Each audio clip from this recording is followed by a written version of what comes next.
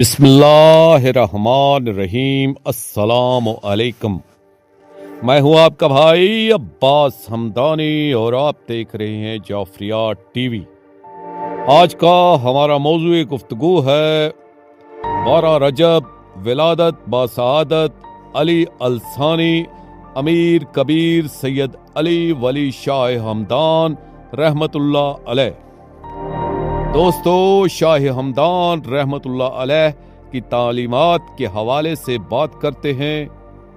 شاہ ہمدان فرماتے ہیں کہ ایمان محض زبان سے اقرار کا نام نہیں، بلکہ یہ دل کی پاکیزگی اور عمل کی سچائی ہے جو انسان کے کردار سے جھلکنی چاہیے۔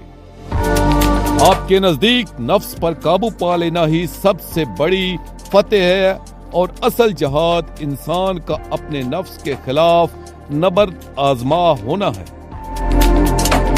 علم کی اہمیت پر زور دیتے ہوئے آپ فرماتے ہیں کہ جو علم عمل میں نہ ڈھلے وہ نعمت نہیں بلکہ ایک بوجھ ہے۔ اس لیے علم کو ہمیشہ عبادت اور خدمت خلق سے جوڑا جانا چاہیے۔ رزق حلال کو آپ نے عبادت کی بنیاد قرار دیا اور کاہلی یا فقیری کے غلط تصورات کی سختی سے مخالفت کی۔ ریاستی اور سماجی سطح پر آپ کو موقف تھا کہ عدل کے بغیر ریاست ایک لاش کی مانند ہے اور انصاف کے بغیر عبادت محض دکھاوا رہ جاتی ہے۔ یہی وجہ کہ آپ نے حکمرانوں کو ہمیشہ عدل و انصاف کی تلقین کی۔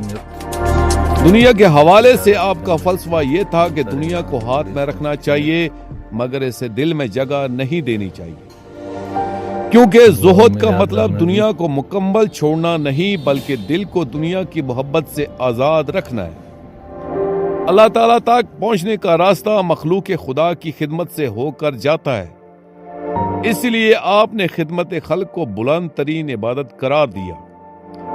ان تمام تعلیمات کے ساتھ ساتھ آپ کے نزدیک اہل بیت کی محبت دل کا نور اور ایمان کی جان ہے، جسے آپ دین کا حقیقی حسن سمجھتے تھے۔